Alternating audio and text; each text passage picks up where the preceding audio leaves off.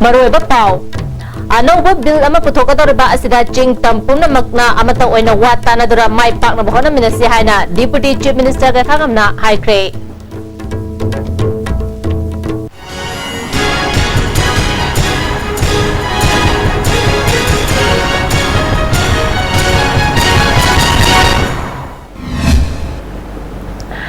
Kumzari miyang tabiri bismutarang osari mapungoba pausing pizari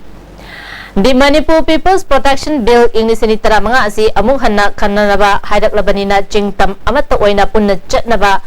yaba mongda semnanaba bill asigi mayok talaiba lupsing amadi mari renaba JSC sing thoraktuna apam pamda khangminabagi tangai fadaba leire haina Deputy Chief Minister ka khangamna ngasi langgol laimanai da pangtopa thorom ama yawba lakota fundokre man makata na sawgadaba mina sawdraga sawroidaba mina sawduna leiba si karigino anti tribal bill oi haina lauramba sing hauzik bill asi nauna semnabagi khudung chaba leiraba phawda thoraktuna khanadaba asi karigino haiki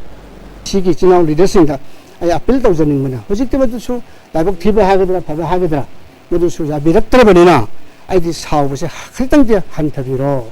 haidra ai appeal tawning hajari bako sawgada bana sawdaba do tawre sawroida bana sawgal lakpase khoi su bhab taraktra ba ko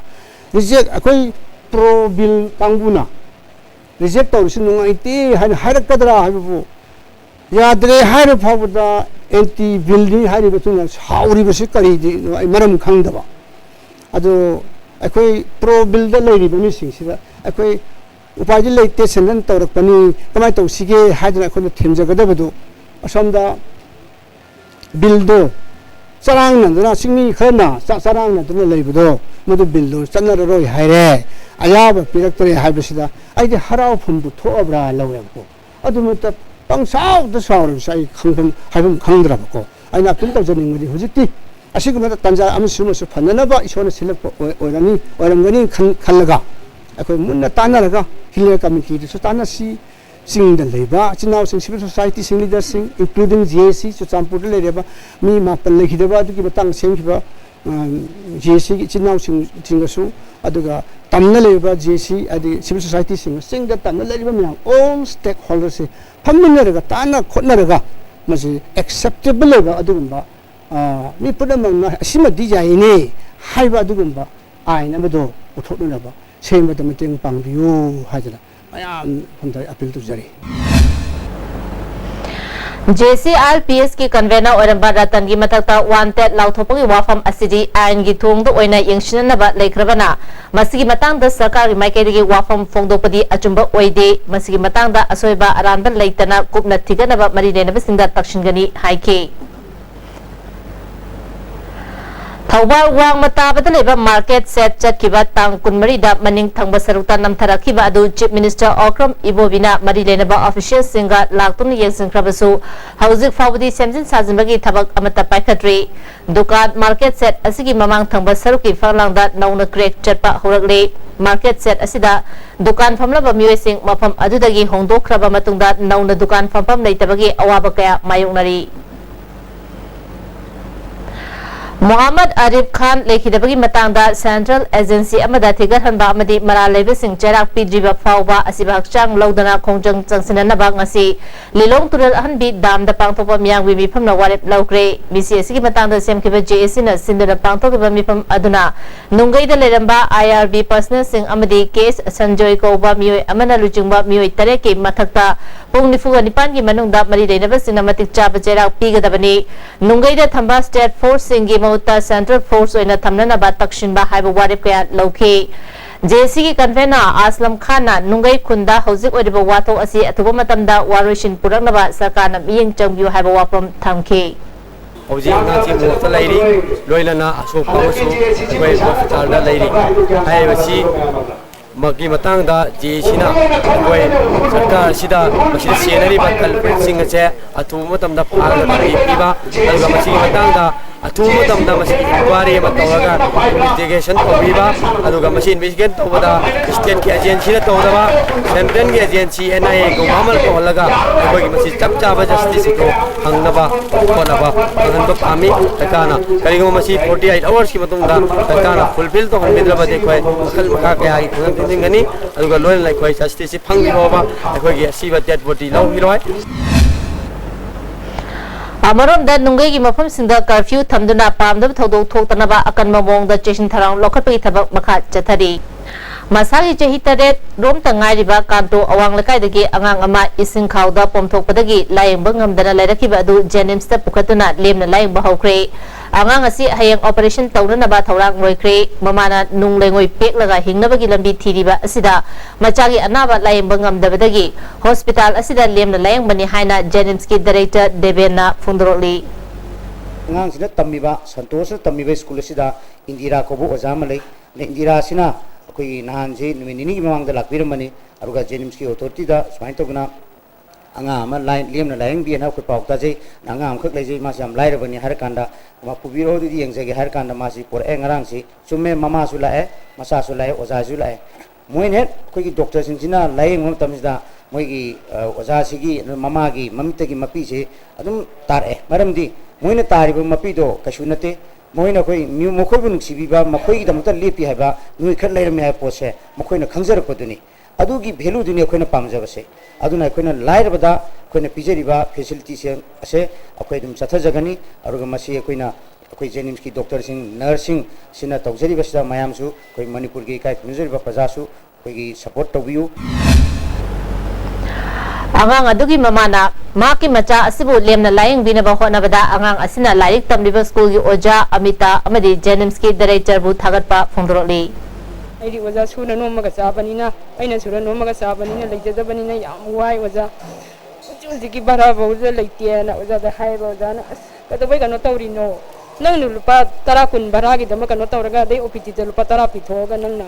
ꯌꯦꯡꯕꯗꯨꯕꯨ ꯅꯪ ꯑꯗꯨ ꯌꯦꯡꯕ ꯌꯥꯏꯅꯦꯅ ꯑꯣꯖꯥꯅꯁꯨ ꯑꯩꯉꯣꯟꯗ ꯉꯥꯡꯉꯤ ꯑꯗꯨꯕꯨ ꯉꯁꯤꯗꯤ ꯑꯩ ꯉꯔꯥꯡꯗꯒꯤ ꯑꯩꯅ ꯑꯣꯖꯥꯅ ꯀꯩꯅꯣ ꯇꯧꯕꯁꯦ ꯑꯩ ꯌꯥꯝ ꯍꯔꯥꯎꯖꯩ ꯌꯥꯝ ꯄꯦꯟꯖꯩ ꯃꯌꯥꯝ ꯁꯥꯔꯣꯏꯒꯤ ꯃꯃꯥꯡꯗꯁꯨ ꯑꯩꯅ ꯌꯥꯝꯅ ꯄꯦꯟꯅ ꯀꯩꯅꯣ ꯇꯧꯔꯦ ꯄꯦꯟꯖꯔꯦ ꯅꯨꯡꯉꯥꯏꯖꯔꯦ ꯏꯆꯥꯁꯦ ꯐꯔꯅꯤꯀꯣꯅ ꯈꯜꯂꯨꯕꯗ ꯍꯔꯥꯎꯖꯔꯦ ꯑꯩꯅ ꯑꯃꯔꯣꯝꯗ ꯃꯌꯥꯡ ꯏꯝꯐꯥꯜ ꯊꯥꯅꯥ ꯋꯥꯡꯈꯩ ꯂꯩꯀꯥꯏꯗꯒꯤ ꯆꯍꯤ 60 ꯔꯣꯝ ꯁꯨꯔꯕ ꯏꯕꯨꯆꯧꯕ ꯀꯧꯕ ꯑꯍꯜ ꯑꯃꯁꯨ ꯁ꯭ꯇ꯭ꯔꯣꯛ ꯇꯧꯕꯗꯒꯤ ꯑꯆꯪꯕ ꯍꯤꯗꯥꯛ ꯄꯨꯊꯣꯛꯇꯨꯅ ꯖꯦꯅꯤꯝꯁꯅ ꯂꯦꯝꯅ ꯂꯥꯌꯦꯡꯕꯒꯤ ꯊꯕꯛ ꯆꯠꯊꯔꯤ ꯏꯕꯨꯆꯧꯕꯒꯤ ꯂꯣꯏꯅꯕꯤ ꯃꯦꯃꯅ ꯀꯅꯥ ꯂꯩꯖꯗ꯭ꯔꯕ ꯑꯃꯗꯤ ꯁꯦꯜ ꯊꯨꯝꯒꯤ ꯑꯋꯥꯕ ꯃꯥꯌꯣꯛꯅꯔꯤꯕꯁꯤꯡꯕꯨ ꯂꯦꯝꯅ ꯂꯥꯌꯦꯡꯕꯒꯤ ꯊꯕꯛ ꯖꯦꯅꯤꯝꯁꯅ ꯄꯥꯏꯈꯠꯄꯒꯤꯗꯃꯛ ꯊꯥꯒꯠꯄ ꯐꯣꯡꯗꯣꯛꯂꯤ ꯂꯥꯌꯦꯡꯕꯁꯤ ꯉꯝꯗꯕꯗꯒꯤ ꯁꯣꯝꯗ ꯑꯩꯅ ꯆꯦꯟꯖꯔꯛꯄꯗ ꯃꯌꯥꯝ ꯆꯪꯅ ꯌꯦꯡꯕꯤꯗ ꯑꯩ ꯌꯥꯝ ꯅꯨꯡꯉꯥꯏꯖꯔꯦ ꯅꯍꯥꯟꯒꯩ ꯁꯨꯕ ꯅꯣꯝꯕꯗꯣ ꯉꯝꯗꯗꯅ ꯑꯗꯨꯅ ꯃꯥꯁꯤ ꯂꯥꯌꯦꯡꯕ ꯉꯝꯗꯕ ꯏꯆꯥꯅꯨꯄꯤ ꯑꯃꯈꯛ ꯂꯩ ꯃꯥꯁꯨ ꯁꯨꯔ ꯅꯣꯝꯃꯒ ꯆꯥꯕ ꯑꯩ ꯂꯩꯇꯦ BP ꯁ꯭ꯇꯣꯞꯅꯤ ꯑꯗꯣ ꯍꯧꯖꯤꯛ ꯐꯔꯦ ꯃꯌꯥꯝꯅ ꯌꯦꯡꯕꯤꯗꯅ ꯈꯔ ꯃꯌꯥꯝꯗ ꯍꯥꯏꯖꯅꯤꯡꯕꯁꯤ ꯁꯤ ꯐꯅꯕ ꯑꯗꯨꯝ ꯌꯦꯡꯕꯤꯌꯣꯅ ꯍꯥꯏꯖꯅꯤꯡꯉꯤ ꯁꯒꯣꯜꯕꯟ ꯈꯝꯅꯥꯟ ꯕꯖꯥꯔꯗ ꯂꯩꯕ ꯏꯟꯗꯁꯇ꯭ꯔꯤꯌꯦꯜ ꯇ꯭ꯔꯦꯅꯤꯡ ꯏꯟꯁꯇꯤꯇ꯭ꯌꯨꯠ ITI ꯑꯁꯤ ꯏꯝꯐꯥꯜ ꯏꯁꯀꯤ ꯐꯛꯅꯨꯡꯗ ꯍꯣꯡꯅꯅꯕ ꯍꯟꯗꯛ ꯀꯦꯕꯤꯅꯦꯠꯅ ꯋꯥꯔꯦꯞ ꯂꯧꯈꯤꯕ ꯑꯗꯨꯕꯨ ITIꯒꯤ ꯃꯍꯩꯔꯣꯏꯁꯤꯡꯅ ꯌꯥꯝꯅ ꯀꯟꯅ ꯌꯥꯅꯤꯡꯗꯕ ꯐꯣꯡꯗꯣꯛꯈ꯭ꯔꯦ ꯉꯁꯤ ꯃꯍꯩꯔꯣꯏꯁꯤꯡꯅ ITI ꯒꯦꯠ ꯃꯅꯥꯛꯇ ꯋꯥꯀꯠ ꯃꯤꯐꯝ ꯆꯠꯊꯈ꯭ꯔꯦ ꯃꯍꯩꯔꯣꯏꯁꯤꯡꯅ ITI ꯑꯁꯤ ꯀꯔꯤꯒꯨꯝꯕ ꯍꯣꯡꯗꯕ ꯌꯥꯗꯦ ꯍꯥꯏꯔꯕꯁꯨ ꯏꯝꯐꯥꯜ ꯋꯦꯁꯀꯤ ꯃꯐꯝ ꯑꯃꯗ ꯑꯣꯏꯅ ꯁꯤꯟꯕꯤꯌꯨ ꯍꯥꯏꯅ ꯐꯣꯡꯗꯣꯛꯂꯤ ꯃꯐꯝꯗ ꯍꯣꯡꯗꯣꯛꯈ꯭ꯔꯣ ꯍꯥꯏꯕꯒꯤ ꯒꯣꯔꯃꯦꯟꯒꯤ ꯐ꯭ꯔꯦꯁꯔ ꯑꯃ ꯂꯥꯛꯄꯁꯤ ꯁꯥꯔ ꯑꯩꯈꯣꯏꯗ ꯁꯥꯇ꯭ꯔ ꯑꯩꯈꯣꯏꯗ ꯍꯥꯏꯇꯥꯔꯦ ꯌꯥꯝ ꯅꯨꯡꯉꯥꯏꯖꯗꯕ ꯑꯃ ꯑꯣꯏꯕ ꯑꯗꯣ ꯏꯝꯐꯥꯜ ꯏꯁꯇꯁꯨ ꯏꯝꯐꯥꯜ ꯏꯁꯀꯤ ITI ꯂꯩꯖꯔꯤ ꯑꯗꯣ ꯏꯝꯐꯥꯜ ꯋꯦꯁꯁꯤꯗꯒꯤ ITIꯁꯨ ꯍꯣꯡꯉꯤ ꯇꯥꯔꯗꯤ ꯏꯝꯐꯥꯜ ꯋꯦꯁꯇ ꯁꯤꯅ MTechꯁꯤꯅ ꯃꯍꯨꯠ ꯁꯤꯜꯍꯧꯕ ꯇꯥꯔꯗꯤ ꯏꯝꯐꯥꯜ ꯋꯦꯁꯀꯤ ITIꯁꯤ ꯀꯗꯥꯏꯗ ꯂꯩꯒꯗꯒꯦ ꯑꯗꯨꯒ ꯑꯇꯣꯞꯄ ꯃꯐꯝꯗ ꯍꯣꯡꯗꯕ ꯌꯥꯗꯦ ꯍꯥꯏꯇꯥꯔꯗꯤ ꯏꯝꯐꯥꯜ ꯋꯦꯁꯀꯤ ꯃꯐꯝ ꯆꯥꯕ ꯖꯒꯥ ꯑꯃ ꯌꯦꯡꯕꯤꯔꯒ ꯒꯣꯔꯃꯦꯟꯅ ꯁꯤꯟꯕꯤꯌꯨ ꯑꯗꯣ ꯍꯧꯖꯤꯛ ꯂꯩꯔꯤꯕ ITIꯁꯤ ꯇꯦꯝꯄꯣꯔꯔꯤ ITI ꯅꯠꯇꯕꯤꯗ ꯒꯣꯔꯃꯦꯟꯅ ꯇꯧꯅꯤꯡꯕꯗ ꯁꯤ ꯇꯧꯕꯒꯤ ꯃꯑꯣꯡ ꯑꯃ ꯂꯥꯛꯄꯁꯦ ꯁꯥꯇ꯭ꯔ ꯑꯃ ꯑꯣꯏꯅ ꯌꯥꯝ ꯅꯨꯡꯉꯥꯏꯖꯗꯕꯗꯒꯤ ꯁꯤ ꯌꯧꯕꯁꯤ ꯆꯠꯈꯤꯕ ꯖꯅꯋꯥꯔꯤꯒꯤ ꯇꯥꯡ 3ꯗ ꯌꯨꯑꯥꯔ ꯍꯥꯕꯗ ꯑꯋꯥ ꯑꯅꯥ ꯅꯪꯈ꯭ꯔꯕ ꯀꯕꯨꯏ ꯈꯨꯂꯟ ꯚꯤꯂꯦꯖꯀꯤ 3-phase ꯔꯤꯍꯦꯕꯤꯂꯤꯇꯦꯁꯟ ꯄ꯭ꯔꯣꯖꯦꯛ ꯉꯁꯤ ꯗꯤꯄꯨꯇꯤ ꯆꯤꯐ ꯃꯤꯅꯤꯁꯇꯔ ꯀꯥꯀꯝꯅ ꯂꯥꯡꯒꯣꯜ ꯂꯥꯏꯃꯅꯥꯏꯗ ꯂꯩꯕ ꯕꯤꯂꯤꯚꯔꯁ ꯆꯔꯆꯇ ꯍꯧꯗꯣꯛꯈ꯭ꯔꯦ ꯊꯧꯔꯝ ꯑꯗꯨꯗ ꯔꯦꯚꯔꯦꯟ ꯒꯦꯅꯥ ꯋꯥꯏꯐꯩ ꯔꯦꯚꯔꯦꯟ ꯅꯥꯝꯐꯨꯔꯩ ꯈꯨꯝꯕ ꯌꯥꯎꯅ ꯆꯔꯆꯀꯤ ꯂꯨꯆꯤꯡꯕ ꯀꯌꯥꯅ ꯁꯔꯨꯛ ꯌꯥꯈꯤ ꯔꯦꯚꯔꯦꯟ ꯅꯥꯝꯐꯨꯔꯩ ꯈꯨꯝꯕ na phongdokibada project asi paikhatpada mapung fana mai paknanaba miam punna honamne si haike Deputy Chief Minister ka khangamna kabui khulen gi awa ana tarba singi damakta Believers Church na paikaliba khongthang asi singthaningai oi thabak ama paikhapada amana athingba thambagi charabi asi thadoksi haiba wapam phongdoki Masih koro se ani sepia kade kunun se de hamin to ada muhanna Manipur sarkar की तरफ से इसा की तरफ से Manipur प्रजा पूर्ण लोग तरफ से आई के डिस्ट्रिक्ट तमिल डिस्ट्रिक्ट प्रजा से तरफ से Believers कनेडी चर्च नमखे ने थगा पकड़ चोरी मस्जिद की है तो all over the country all over the Kennedy से ब्लॉक ता लोगों अजिगुम्बा अचोबा नोबल वेंचर में हमसे मुझे पांचों से उबरा असी के सो है ना पांचों तो मुझे शुरू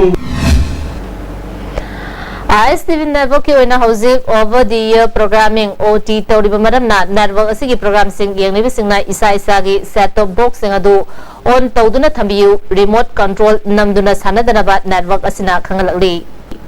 Jennings ki chest and TB department ki ahanro oina bronchoscopy machine ama hospital asigi director Professor Dr. L Deven Daisram na sangakre department asigi maru oiba Dr. Singyaw na pangtok betharam aduda director Deven Daisram na Hana khulai asi leitringai da athapa mafam da chatuna yenglamba du ngasi dagi di patient singda masi khudongjaba fangnagani haike koigi Manipur da Jennings da ihan hanbo oina koigi bronchoscope machine se koigi khinjabani masigi kanabase ekoi nahan gedi masi mapanda thadana dagi rims da le atopa jaga si available oba jaga da thabiramani ado koi ngasi dagi di koigi Jennings da lakpiriba masigi koi khanau da pomba natraga koi biopsy na tawum tam saida ekoi mapanda tharoi sigi khudong sabasi ekoi patient singja piba soina ngamjargani masina tawbasidi ekoi gi lungs ki saida yauriba bronchus haidana koi gi sor hondong jida sangiba masigi makha da le segment masaji wose uba yangamba aruga ubadana tana koi mina ubanina koi masida prop se tingilaganda masigi pomba yauba dagi masida abnormal le majing biopsy loba yaba chapperga puthorega adu khoni yengkanda karamba makhalgi lainano masi cancer cell yaubra aduga masi atete kari yawi haibna chingmudu yam laina khangungamba Helen Keller gi chama kuntra taruk shuba mapok numika mari lenena Society for Disabled Person Manipur amade District Social Welfare ga khusamnaduna Tara suba Helen Keller de gi thoram kumbi bazar da pangtokre thoramadu kumbi kendra gi MLA S Bira Society for Disabled Manipur gi President Kech Shyam Kumar Kumbi Municipal Council gi Ward Member Satyabrata Singha Sanatombi Oriental English School gi Founder Sarat Kumar na maru mi singwani saru yake MLA Birana lamdam asina hingminari ba mipum khudingmana disabled simbu chap manaba miyeng bigadabani makoi gi yafa tharang idamak thausil semba tangai fadre disabled singna mimanana hingba ngamnanaba handak lakadarabe assembly mifamda makoi gi damakta thausilama semnanaba wafam pukagani haike Desam Imphal East District na ahum suba oina pangthokpa debating competition ngasi imalai khulem bisanglenda mahiroi kana sarv yaduna pangthokre educational institutions singda disturbance free zone oidaba matamda ekoi gi khunai gi human resource mapung fana chakotpa ngamgani haiba topic ta pangthokba debating competition hodopagi taramda kurai jilla parishad ki member Naroibam Basanti Desam gi president angamba maite Desam Imphal East Council gi president KSS Narendra yauna miyoi kana sarv yake Narendra na debating competition asi Tampaki district mari da pangthorokpani masigi makha tabo oina open discussion fawwa pangthokani haiba wafam phongdoke Demandi gi thong pangthorokpagi mari lengan debate pangthorei jina kitang kanaba ekoi gi hana koi kana de haibadi ya de mamang da leiramba disturbance piramba mayam da gi hausin masi khara di handarabani adubu handak pangtholi debate competition sina khara gi hena mai pakpang ngani khale maram di masi hiram jidai da open discussion lakpane open debate lakpane ba mayam gi ba aduna ekoi gi disturbance pi ga da leiramba jing samaina mafam khuding maktagi discussion lae discussion jidagi karigumba resolution khara pukhalaga di ekoi hana leirami ba ekoi gi hana leirambu process tu dagi kumang hena sapsal kani aise ai sapsal khajaba ngasi pangthokba debating competition aduda treasury bench staff mahiroi kunmari amadi opposition bench staff mahiroi tarana saru yake It also makes the concept our principal principles which govern or how to govern society. It is the education which has to transmit this wisdom from one generation to other and to help you to take its place in the great workshop of history. Kondong Larambi Harabungda Child Rights and EU na sponsor Tauduna Center for Social Development Morena Sindana Nomugi Oba Children Cultural Program Comprise Distribution Pangtokre Thormaduda Tamil Sangamgi Assistant Secretary Mohan Gorkha Women's Ki President Ganga Nupi Kunai Chakho Lamjing Luki Secretary Tamem Amadi Khanopok Opumenupi Luki President Ibe Jana Maru Musing and Saru Yaki Cultural Program da Makomatang Tarabasinda Manamatum Yantoki Maruba pa mukana pizari. Anoba bill ama puthokadoriba asida chingtam pumna mangna amata oina watana duna mai pangna bohona minasi hana Deputy Chief Minister ka khagamna haikre.